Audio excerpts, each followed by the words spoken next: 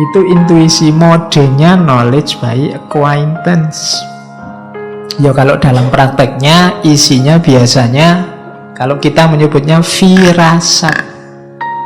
Firasat itu gut feeling, jadi perasaan yang khas atau natural feeling.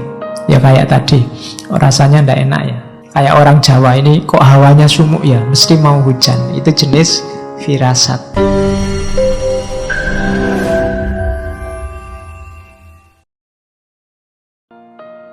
Bismillah, kita mulai ya belajar tentang beliau.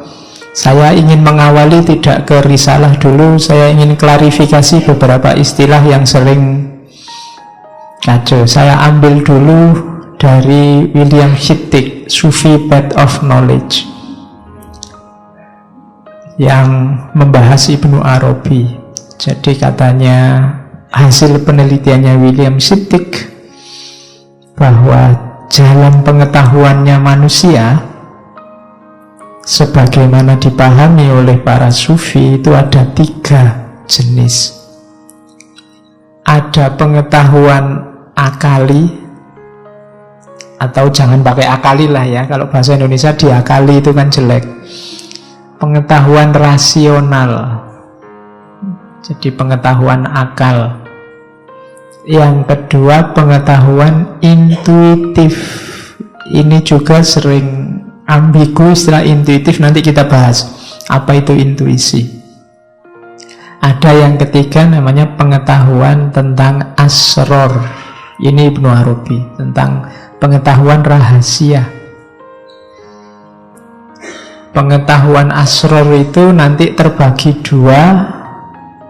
Ada yang bisa dipahami oleh akal, ada yang tidak bisa dipahami oleh akal. Yang tidak bisa dipahami oleh akal terbagi 2. Ada yang murni intuisi, ada yang dilimpahi oleh Allah, diinformasi. Di akhbar, itu istilahnya akhbar, dapat berita langsung dari Allah. Jadi dalam dirinya dianugerahi oleh Allah pengetahuan, namanya akhbar. Saya tidak tahu, sekarang di TV populer sekali acara TV karma. Iya, yang ustadznya medianya kan pakai hidung bolak-balik baunya. Banyak itu kan acara TV yang sekarang ramai sekali itu. Ya kamu boleh tanya, jangan-jangan itu termasuk jenis pengetahuan laduni. Neng nggak usah divonis apa-apa dulu kalau kita belum tahu aslinya. Ya biarin saja lah, kapan-kapan kita teliti yang jenis-jenis karma itu. Tapi kalau tentang orang yang dapat anugerah pengetahuan langsung dari Allah banyak. Kisah-kisah para wali juga banyak ceritanya. Tidak cuma zaman dulu, hari ini beberapa juga masih ada.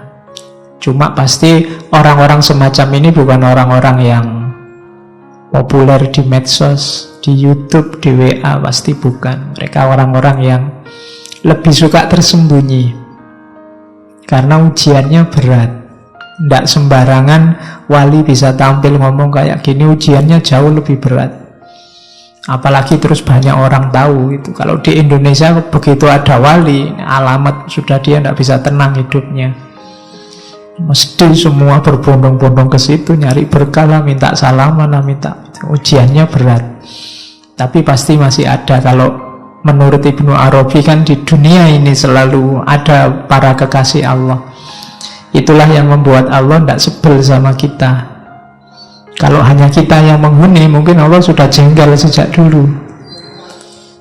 Tapi karena ada orang-orang yang dikasihi, itu Allah tidak jadi marah. Ya analoginya kayak orang naik pesawat kan. Kalau Allah ingin menyelamatkan satu orang di pesawat itu kan alamat satu pesawat selamat. Kan tidak mungkin terus semua jatuh tinggal dia sendiri tidak jatuh kan. ya satu pesawat itu selamat. Dan itu analoginya para wali. Nah, katanya Ibnu Arabi yang dikutip oleh William Hittig, pengetahuan manusia itu ya memang ada pengetahuan rasional, itu yang tiap hari kita kejar, kita kaji. Ada pengetahuan yang murni intuitif. Nah, jadi kalau ini intuisi, nanti setelah ini kita jelaskan apa itu intuisi. Kemudian ada pengetahuan asror. Meskipun pembagian tiga ini agak lebih, kalau beberapa ulama yang lain termasuk Ghazali, termasuk Suhrawardi, biasanya hanya dibagi dua. Ilmu atas usaha manusia dengan ilmu anugerah Allah. Sebenarnya ya kalau kita jeli, semua ilmu itu anugerah Allah. Cuma ada ilmu yang nunggu kita berusaha nyari dulu terus dikasih oleh Allah. Ada ilmu yang langsung dikasih oleh Allah karena Allah sayang sama kita. Kadang-kadang jalurnya juga tidak terduga-duga. Makanya kalian kalau nyari ilmu tidak usah pilih-pilih. Tidak usah pilih-pilih dosen, tidak usah pilih-pilih materi, tidak usah pilih-pilih ustadz. Cari aja. Wong kalau kayak ceritanya wayang itu kan, Pandawa itu gurunya, kalau versi Jawa loh ya, bukan versi India, itu kan Resi Durna. Resi Durna itu trik, jahat, culas, karena dia membela Kurawa. Jadi kalau Pandawa sedang minta fatwa, fatwanya yang jelek-jelek, disuruh ke laut, disuruh itu. Tapi dari fatwa jelek ini justru para Pandawa dapat banyak wawasan ketuhanan, banyak pengetahuan yang bermanfaat. Jadi jangan dikira pengetahuan itu tergantung gurunya apa tergantung usahanya, ya tergantung Allah. Kalau kamu nyarinya beneran, mungkin kamu dapat wawasan baru secara tidak terduga-duga. Nah, itu logika pengetahuan dalam dunia sufisme. Jadi kalau di Ibnu Arabi ada ilmu asror yang itu isinya dua, ada yang dapat dipahami akal, berarti tentang kehidupan sehari-hari, ada juga yang tidak terpahami oleh akal. Ini biar paham dulu petanya. Istilah-istilah ini sering membingungkan. 1, 2, 3, 4, 5, 6, 7, 8, 9, 10, 11. Kita pernah dengar istilah ini, maksudnya sama, terminologinya beda, titik fokusnya juga beda, tapi yang dimaksud sama. Ada istilah ilmu laduni, dari kata-kata min ladun. Kalau dalam Al-Quran kan ada istilah min ladun hakimin alim, pengetahuan dari sisi Sang Maha Pengetahuan, Sang Maha Bijaksana. Jadi istilah ilmu laduni, titik fokusnya adalah ini pengetahuan yang berasal dari Allah. Nah, itu biasanya pakai istilah laduni, tapi sama nanti konotasinya dengan yang lain. Ada pakai istilah isyroki. Ini Suhrawardi. Pengetahuan itu isyroki kayak bahasa barat pencerahan. Jadi kenapa disebut isyrok, pencerahan? Karena ilmu ini diperoleh ketika kita terbersihkan sehingga cahaya bisa masuk. Sebenarnya laduni juga begitu. Jadi isyrok itu ketika diri kita layak menerima cahaya, maka cahaya datang dan kita jadi bersinar, bercahaya. Analoginya kan kalbu yang seperti kaca kayak minggu lalu. Kalbu yang seperti kaca yang diterangi kemudian dan seterusnya. Makanya pengetahuannya pakai simbol cahaya, namanya isyroki. Kalau bahasa yang populer ada istilah iluminasi, sama pencahayaan, pencerahan. Orang yang mendapat pengetahuan dari Allah, syaratnya jiwanya harus bersih, jiwanya harus cerah. Jadi sama konotasinya sama, laduni sama isyroki. Kadang disebut irfani, maksudnya juga sama. Kalau dalam Islam kan ada beda antara alim sama arif. Yang alim ini ilmu yang kita cari tiap hari di kampus-kampus, di sekolah-sekolah. Nah, yang laduni ini jenisnya arif. Makanya ada alim billah dan arif billah. Kalau alim ini pengetahuan yang masih butuh media. Contohnya, ini ustadznya sudah datang belum ya? Dari luar kamu belum lihat saya. Oh, itu sandalnya sudah ada. Kamu tahu saya dari media sandal. Itu alim, masih butuh perantara, pengetahuan yang butuh mungkin dari buku, mungkin dari guru, mungkin dari dikasih tahu orang. Nanti ada level yang lebih tinggi, itu arif. Kalau arif ini ustadznya datang belum? Sudah datang. Sekarang saya di masjid dan di depan beliau. Itu berarti arif, ngalami sendiri langsung. Makanya sufi itu lebih sering gelarnya, sebutannya adalah arif billah, bukan lagi alim. Kalau alim itu bahasanya Al-Quran, wa fawqa kulli dzi ilmin alim. Di atasnya orang berilmu pasti ada yang punya lebih banyak ilmu, lebih tinggi ilmu. Tidak pakai istilah arif. Kalau arif ini orangnya ngalami sendiri karena derajat kebenarannya lebih tinggi. Makanya disebut arif billah, pengetahuan yang mendalam. Kayak misalnya kalau saya bilang kalian ada kata-kata tulisan, misalnya di sini saya nulis kalimat besar, judulnya misalnya takut. Dengan kata-kata takut ini kalian ngerti, oh takut itu kan maksudnya Pak, kalau ada sesuatu yang membuat kita merinding terus takut. Ini pengetahuan yang masih berjarak, masih konsep. Akan jadi arif kalau kalian hari ini memang takut. Perasaanmu sedang ketakutan, ini arif. Kamu ngalami ketakutan sendiri. Kalau tadi kan cuma membaca tulisan takut dan paham apa itu takut. Jadi membaca tulisan takut, paham apa itu takut, namanya ilmu. Orangnya namanya alim. Tapi kalau kamu hari ini mengalami takut itu, terus, oh iya ya, begini rasanya takut itu. Ini arif namanya. Jadi, cuma kalau sufi, irfani, arifnya arif billah. Bukan urusan-urusan di luar keagamaan, bukan urusan misalnya gimana ya rasanya korupsi. Itu hanya orang-orang koruptor yang arif tentang korupsi. Ya, kalau kita cuma alim, ngerti dari jauh gimana narkoba, ya yang sakau, yang arif tentang narkoba. Kita hanya alim. Cuma terminologi arif sama alim ini untuk ranah agama biasanya. Nah, irfan di sini nanti satu makna dengan isyrok, satu makna dengan laduni. Sama kayak makrifat, sama makomnya. Orangnya namanya arif, barangnya namanya makrifat, kondisinya namanya makrifat. Makrifat ini kan nanti salah satu makom puncak. Kalau versinya Ghazali, puncaknya laku tasawuf itu makrifat. Nah, ada lagi kasyaf.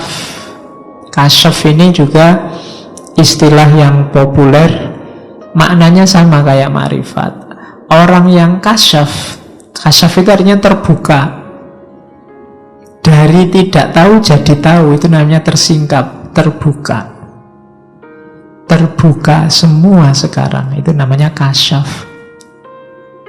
Jadi, arahnya tetap sama pada ketuhanan. Orang yang kasyaf ini kondisi keterbukaannya, isinya makrifat, pengetahuan. Orangnya namanya arif. Jadi itu namanya kasyaf, terungkap. Ya manusia itu hari ini beruntung Allah tidak mengungkap kita. Bahkan kita disuruh untuk mengungkap Allah, itu kasyaf. Karena kalau kita diungkap semua, mungkin manusia sedunia itu isinya jelek semua. Jadi manusia itu kan ada yang baik, ada yang buruk, itu bukan karena perilakunya, tapi antara disembunyikan oleh Allah kejelekannya atau dibukakan oleh Allah kejelekannya.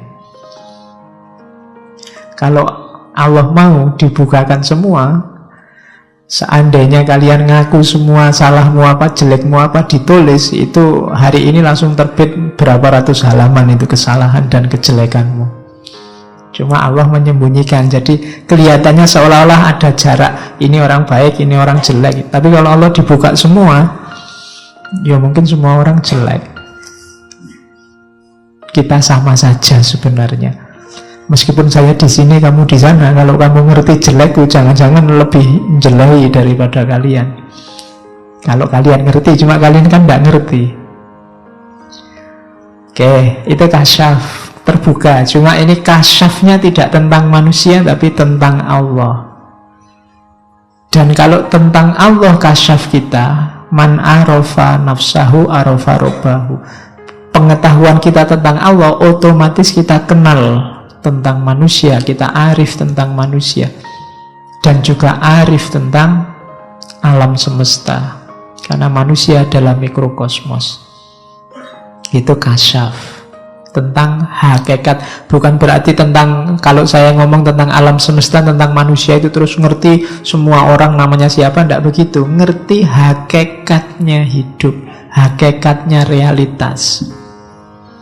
Itu yang membuat orang tidak tertipu lagi sama dunia, karena ngerti levelnya dunia. Sama kayak kalian yang ketika jatuh cinta sama seseorang, itu kan dianggap orang ini baik semua, terus putus, terus tahu jeleknya, itu kan nilainya langsung jatuh. Sudah tidak mau sama sekali, pokoknya ketemu aja ndak, ketemu melengos, menyapa dan ndak.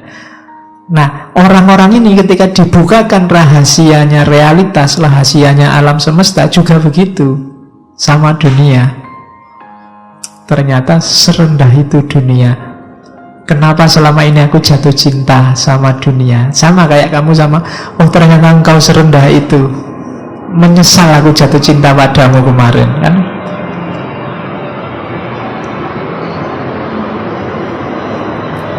Oke.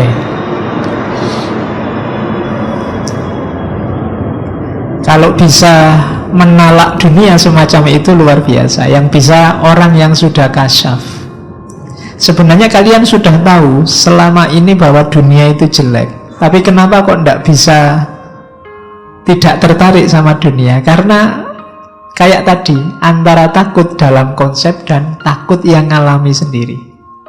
Kamu belum ngalami sendiri. Pengetahuannya masih berjarak, masih belum kasyaf, masih belum makrifat. Yang sedang nyalon jadi gubernur, jadi bupati, seolah-olah terus kalau sudah jadi gubernur, jadi bupati, sudah luar biasa. Padahal itu ya dunia. Kuliahmu, ijazah itu ya dunia. Pekerjaan ya dunia. Jadi jangan terlalu jatuh cinta ke sana. Pahami hakikatnya dunia. Gnosis, ya ini istilah filsafat, istilah Yunani Romawi. Konotasinya sama. Pengetahuan suci, pengetahuan sakral, makrifat, saintia sakra minggu lalu. Istilahnya gnosis. Fatih, keterbukaan. Mirip kayak kasyaf. Terbuka. Lauk ini rasa, karena dia kayak tadi ya, takut yang dikonsep dan takut yang dirasa. Jadi pengetahuan yang sifatnya zaukiyah, pengetahuan rasa. Kadang-kadang pakai istilah basiroh, pengetahuan batin. Kadang-kadang pakai istilah musyahadah, kesaksian. Orang yang menyaksikan itu musyahadah. Ada yang pakai istilah huduri. Ada tulisan yang populer sekali sejak zaman saya mahasiswa, sudah dicetak berulang-ulang, judulnya ilmu huduri. Ya, ilmu huduri ini epistemologi lauk, epistemologi rasa, epistemologinya irfan. Saya jelaskan sedikit. Jadi ilmu huduri itu ilmu yang didapat langsung. Kalau bahasa epistemologinya, ilmunya itu sua objek. Ya cirinya sama kayak tadi. Tidak ada perantara antara yang tahu dan objek yang diketahui. Takut yang saya alami itu kan, untuk tahu takut saya harus menengok diriku sendiri, tidak keluar.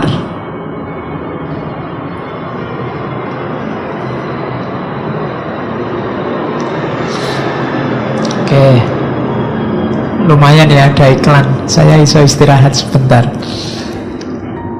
Nah, jadi sua objek itu antara subjek yang tahu dan objek yang diketahui itu jadi satu. Kalau tadi takut yang konsep itu kan di luar dirimu, tapi takut yang kamu rasakan ini untuk paham, kamu menengok dirimu sendiri. Itu namanya sua objek. Makanya namanya ilmu huduri, ilmu yang hadir dalam dirimu. Ini konsepnya Suhrawardi. Nanti ada tandingannya ilmu husuli. Kalau ilmu husuli, ilmu yang harus dikejar, dihasilkan. Kalian baca buku itu husuli, tapi kalau ngalami langsung itu huduri. Kayak di Saintia Sakra kemarin, ilmu ini derajat kepastiannya hakul yakin. Jadi tidak berjarak, levelnya tidak lagi ilmu yakin atau ainul yakin, tapi hakul yakin. Kenapa? Karena kamu ngalami sendiri, jadi yang ngerti. Ngaji ini kalau hanya melihat dari luar, termasuk yang mendengarkan YouTube, itu mungkin levelnya ilmu yakin, ainul yakin. Tapi hadir di sini itu hakul yakin. Oh alah, cuma kayak gini ngaji. Kalau didengarkan rekamannya kayak ya oh, kayak wow, kayak apa gitu. Ternyata ya gini aja kok. Nah itu kan sekarang hakul yakin. Kemarin pengetahuanmu berjarak. Kayak hebat-hebat tuh ya ngaji itu, ternyata ya cuma gini aja loh. Nah itu kan sekarang kamu ngerti, dan sekarang lebih pasti. Kenapa? Hadir langsung pengetahuan itu dalam dirimu. Sama kayak kamu kawin besok misalnya, sudah lama nunggu kawin, bayanganmu kawin itu, wah kawin besok mesti sip, mesti, bayanganmu kan gitu, kayak luar biasa gitu. Ini kan bujangan-bujangan kan gitu. Mungkin besok setelah kamu kawin, wah lah cuma gini aja. Iya, bayanganmu kayak ya oh kayak hati-hati. Iya, itu kan pengetahuanmu hari ini kan belum kawin. Tentang kawin itu masih husuli, masih konsep-konsep. Iya, masih bayangan. Kamu membayangkan kan gitu. Kayak ya oh. Nah, itu belum huduri, masih belum hakul yakin. Mungkin valid, tapi ilmu yakin masih teori. Kalau besok nanti kawin beneran, baru kamu tahu. Oke, ya mungkin kamu menyesal. Iya. Ayo. Alah Pak, menyesal saya Pak. Kok enggak dulu-dulu, kok cuma satu ya Pak? Oke. Jadi itu ilmu huduri. Cirinya ilmu huduri itu, ya itu saya ambil dari bukunya Suhrawardi. Hadir secara eksistensial. Objek sama subjek jadi satu. Dan ilmu huduri itu pasti benar. Kenapa pasti benar? Karena tidak koresponden. Kalau husuli koresponden. Husuli itu bisa meleset. Yang dikonsepkan beda sama kenyataannya. Tapi huduri kamu rasakan sendiri. Ya kayak tadi misalnya tentang kawin. saya kecewa Pak kawin, bayangan saya itu luar biasa, ternyata enggak. Loh, kamu keliru, kawin itu luar biasa. Loh, saya merasakan sendiri loh Pak, itu enggak bisa dibantah. Kenapa? Kamu ngalami sendiri langsung. Jadi ilmu huduri itu ilmu yang tidak koresponden. Jadi tidak ada kategori benar atau salah. Ya mesti benar, kamu yang merasakan. Kalian kan susah bantah, misalnya ada orang mengeluh, saya itu kamar temanku sekamar itu menyebalkan sekali. Itu kan bantahnya susah. Kenapa? Dia sendiri yang ngalami. Kamu kan tidak bisa bantah, jangan-jangan kamu salah merasakannya. Loh, saya yang merasakan. Kok jangan-jangan salah? Saya sendiri. Jadi susah dibantah ilmu huduri itu. Kenapa? Kategorinya tidak kategori berjarak dengan yang mengetahui, tidak koresponden. Jadi antara pengetahuan dengan antara yang diketahui dengan yang mengetahui itu jadi satu, namanya swa objek.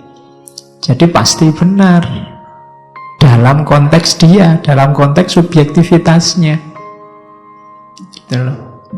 Oke, jadi itu cirinya. Jadi dualisme benar salah tidak ada. Karena itu penghayatan langsung. Sama kayak misalnya makan rujak yang pedas. Saya makan lomboknya 2 dan sudah kepedesan luar biasa. Kamu kan tidak bisa menyalahkan saya. Pak, lombok cuma 2 aja sudah pedes. Saya 10 tidak pedes Pak.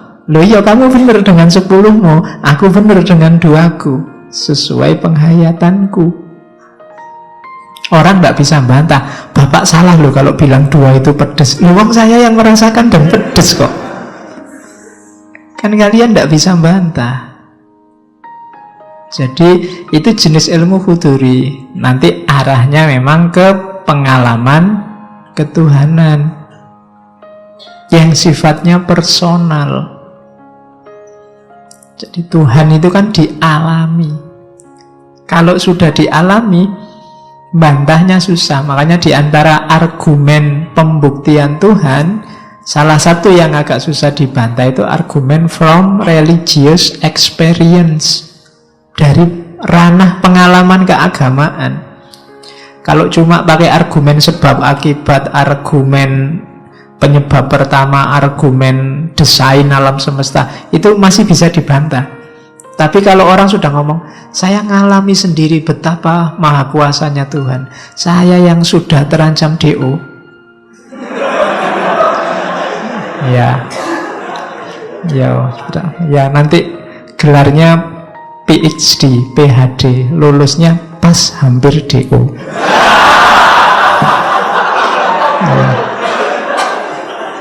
Jadi meskipun S1 gelarnya PhD, jadi lulus pas hampir DO. Alhamdulillah lulus. Oke. Nah, jadi sifatnya personal, swa objek, tidak ada dualitas benar salah. Dan dia hadir dalam diri kita. Itulah ilmu huduri. Ilmu menerjemahkannya umum, bukan sains kalau barat, tapi mungkin lebih dekat ke knowledge, pengetahuan. Ya. Oke. Nah, ini yang tadi saya janji jelaskan dulu sebelum masuk ke Arisalah ala dunia. Intuisi itu kemampuan memahami sesuatu tanpa melalui penalaran rasional dan intelektual. Tiba-tiba datang. Nah, jadi itu namanya intuisi. Saya sering bilang kayak minggu lalu ketika kita ngomong, saya dosen Nasr, bahwa hari ini kita agak defisit karena perangkat intelek kita direduksi hanya pada panca indera sama akal.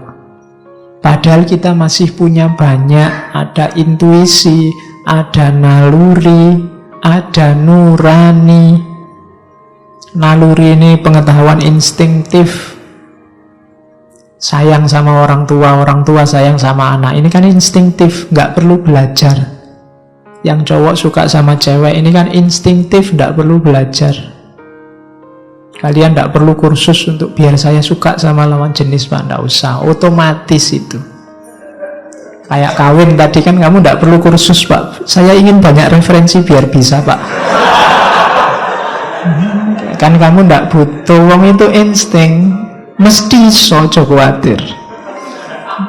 Bos diarahkan ke, nanti ujungnya mesti ke situ juga. Jangan khawatir. Mesti bisa. Kenapa? Insting. Simbahmu dulu tidak pakai kursus macam-macam, ya anaknya banyak. Kenapa? Instinktif. Nah, cuma kita tidak mendayagunakan ini, tidak memahami teori ini, karena ada banyak yang bisa dielaborasi dari instingnya manusia. Sebagaimana banyak orang sekarang mempelajari instingnya hewan, kan? Sebenarnya manusia juga punya banyak insting yang bisa dikaji. Nurani juga begitu. Kadang-kadang kalau ada masalah, kita harus pinter, ini pakai akal atau panca indera, atau jangan-jangan ini pakai nurani. Kalau ada nenek-nenek yang maling kayu, ya secara hukum dia salah. Cuma dia malingnya karena sudah tua, tidak punya keluarga, tetangganya pelit. Terpaksa dia ngambil kayu dijual untuk makan. Nah ini kan yang maju bukan hukum lagi, bukan akal lagi bahwa dia salah, tapi nurani, moralitas. Oh, ini juga alat pengetahuan yang tidak tergarap serius di dunia modern. Kenapa hoax, berita palsu, dan yang sejenis itu sekarang merajalela? Karena waktu kita nulis berita palsu, nuraninya mesti tidak dipakai. Tidak sadar yang kita jelek-jelekan, yang kita jatuhkan itu manusia yang punya martabat. Ketika nurani tidak bunyi, ya martabat manusia jatuh. Nah, itu kita juga miskin untuk belajar. Termasuk ini, intuisi.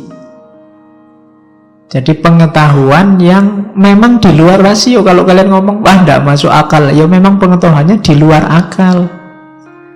Jangan hari ini jangan kaget, jangan bingungan kalau ada statement yang tidak masuk akal. Tidak masuk akal bukan berarti salah, bukan berarti keliru. Contohnya intuisi ini, jenisnya banyak. Kalau secara teori psikologi, intuisi itu misalnya ada jenis pertama, immediate apprehension, direct knowing.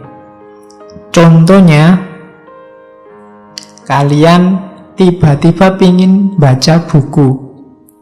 Ternyata begitu membaca buku itu, oh iya ini informasi yang tak cari-cari dulu. Itu jenis intuisi. Tiba-tiba ingin ngaji, begitu berangkat ke sini, oh ini temanku lama tidak ketemu sekarang ada di sini. Ah itu jenis intuitif. Ah itu kan kebetulan, Pak. Lah iya, tidak rasional kan, tidak masuk akal kan, karena memang di luar ranah rasio, direct knowing. Jadi itu jenis pertama yang sering kita sebut kebetulan atau unconscious mind. Itu jenis intuisi. Kayak kalian yang biasa naik motor itu, kan itu tidak pakai kalkulasi. Kadang jalan sempit masuk aja, ya ternyata ya masuk. Itu kan intuisi yang ngisi informasi, tenang aja, aman, masuk. Kayak itu contohnya ya mobil, supir itu kadang-kadang kan ya kalkulasinya kalkulasi intuitif aja. Unconscious, kenapa? Pengetahuannya sudah mengendap, jadi otomatis jalan begitu saja. Tidak pakai dipelajari, tidak pakai dikaji, sudah tahu kebenarannya. Alah, kalau kayak gitu kamu mesti gini deh. Nah itu unconscious. Ada juga jenis, kalau bahasanya itu herd intelligence. Ini juga kayak ceritanya film. Tiba-tiba mau naik pesawat, tidak jadi kok perasaanku tidak enak. Nah ternyata begitu nggak jadi naik pesawatnya kecelakaan. Nah, itu herd intelligence. Jadi ya kayak kalian misalnya besok kalau mau tidak masuk kuliah, bilang aja ke dosennya, kok kemarin tidak masuk, perasaan saya tidak enak, Pak. Iya. Oh, nanti dosennya bilang, wah kamu benar, ternyata kuliahnya kosong, saya juga tidak masuk. Nah, itu namanya herd intelligence. Batinmu cerdas, bisa membaca yang belum terjadi. Jadi herd intelligence itu yang sebenarnya yang kamu lakukan tidak masuk akal, tapi ternyata di belakang benar juga gitu. Nah, itu berarti kamu peka kalau bahasa itunya. Peka itu secara intuitif namanya herd intelligence. Terus ada lagi direct perception. Direct perception itu ya sama lagi, kebetulan, kayak semacam kebetulan. Sedang butuh uang, tiba-tiba temanmu datang, kamu butuh uang ya, aku barusan dapat rezeki banyak, makan-makan yuk, alhamdulillah. Itu direct perception. Ada barang hilang, dicari-cari tidak ketemu, terus kamu putus asa, tasnya kamu banting, tiba-tiba, oh iya di dalam tas ini ketemu sekarang. Itu seolah-olah kebetulan, tapi ini termasuk jenis ragam pengetahuan intuitif. Kalau dalam dunia epistemologi sering disebut knowledge by acquaintance, pengetahuan langsung. Saya kasih contoh ya, sains itu juga sering melibatkan intuisi. Seni juga sering melibatkan intuisi. Sains misalnya Newton ketika menemukan hukum gravitasi, itu kan dia menyimpulkan ada hukum gravitasi waktu nongkrong di depan kampus, terus lihat apel jatuh. Dari situ muncul gagasan, wah ini mungkin ada gaya tariknya bumi ini. Itu intuitif pasti. Kenapa? Karena kenapa saat apel itu jatuh kok tidak kemarin-kemarin? Emangnya sejak kecil sampai jadi mahasiswa tidak pernah lihat barang jatuh? Kan mestinya ya sering. Cuma hanya ketika apel ini jatuh, dia terus sadar ada hukum gravitasi. Sama kayak Archimedes. Archimedes itu menemukan hukum Archimedes waktu dia kungkum. Mau mandi kungkum, airnya tumpah. Dengan tumpahan sesuai rumus Archimedes itu, baru dia bilang eureka, ketemu sekarang rumusnya. Terus lari-lari telanjang, ketemu sekarang hukumnya, keluar rumah. Sehingga terkenal sekali istilah itu. Itu pasti intuitif. Kenapa? Tiba-tiba ding, datang sendiri. Dipikir tidak ketemu-ketemu, tiba-tiba ketemunya waktu tidak disengaja. Itu intuitif. Sastrawan, seniman itu kan nyari itu, mempertajam intuisi. Karena kalau sastrawan tidak intuisinya tidak tajam, gagasannya mesti tidak kreatif, tidak ada yang baru, ngulang-ngulang. Jadi itu intuisi, modenya knowledge by acquaintance. Ya kalau dalam prakteknya isinya biasanya kalau kita menyebutnya firasat. Firasat itu gut feeling. Jadi perasaan yang khas atau natural feeling. Ya kayak tadi, rasanya tidak enak ya. Kayak orang Jawa ini kok hawanya sumuk ya, mesti mau hujan. Itu jenis firasat. Ini saya bilang tadi, kalau ini dikelola bisa kita kembangkan luar biasa. Orang zaman dulu lebih canggih daripada manusia modern. Sama kayak kritiknya Hussein Nasr. Orang zaman dulu firasat juga jadi mode pengetahuan. Orang Jawa itu punya teori firasat yang luar biasa. Coba dibaca primbon itu. Itu kan luar biasa. Cara niteni realitas orang itu, kalau misalnya rambutnya keriting itu biasanya apa, kalau tai lalatnya di pipi terus cirinya apa, kalau bisa begitu sampai detail itu dan tebal sekali. Coba dibaca primbon-primbon Jawa itu. Jadi mereka lebih canggih daripada kita. Kita kan untuk ngerti macam-macam kadang harus dibedah lah, harus dipakai analisis teori lah. Mereka enggak, orang Jawa lebih canggih daripada kita. Bayangkan di Jawa itu kadang orang kawin aja dihitung loh. Wetonnya, enggak ada teori weton itu. Donald Trump enggak ngerti itu. Wetonnya apa sama wetonnya apa, ini cocok apa tidak, itu bisa. Dan ya bahasanya ilmu titan, diawali dari firasat. Oke. Kadang-kadang juga inner voice, suara hati, instant knowing, physical sensation, extrasensory perception. Extrasensory perception itu yang kayak jenis-jenis karma, itu extrasensory perception. Ya, wah ini di pojok sana ada, itu extrasensory. Nah, itu kalimat-kalimat, itu jenis pengetahuan intuitif. Nah, ini psikologi. Kalau versinya tasawuf yang ilmu laduni, ilmu huduri, semua itu tadi sumbernya adalah Allah. Tidak ada yang kebetulan.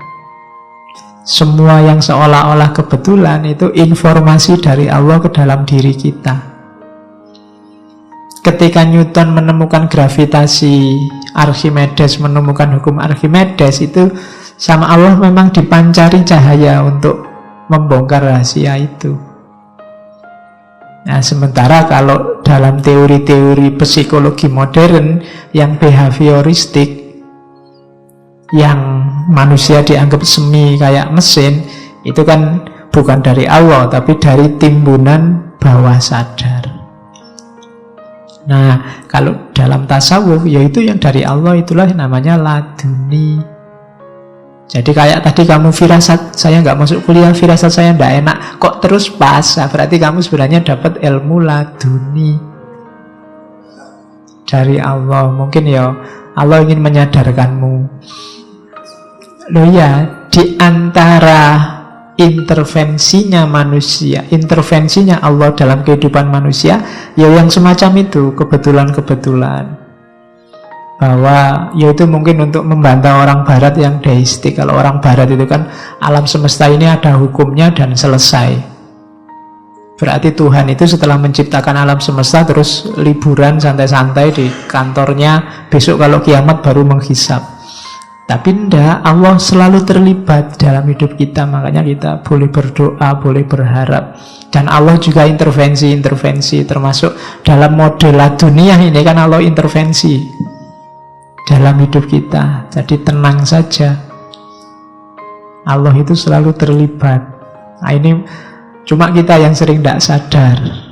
Allah itu selalu sedia, selalu dekat dengan kita. Cuma kita yang sering cuek. Ya untungnya Allah itu sabar.